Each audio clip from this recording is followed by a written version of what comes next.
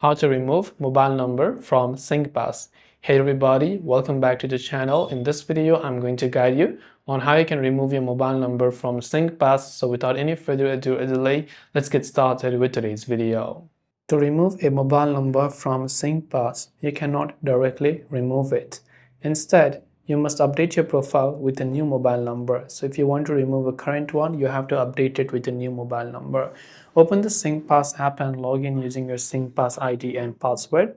Once done, just go to the update account details under the quick link section, or you can go to menu and then tap on update profile under the my account tab.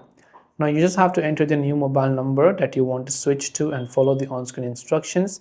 You'll also likely receive a one-time password SMS sent to your new number for verification. And after that, you can simply enter the OTP and confirm the changes. This way you can remove mobile number from Singpass. Hope this video helped you out, and if you have any questions, do feel free to leave them down below. Thanks for watching till the very end, and see you soon in the next video.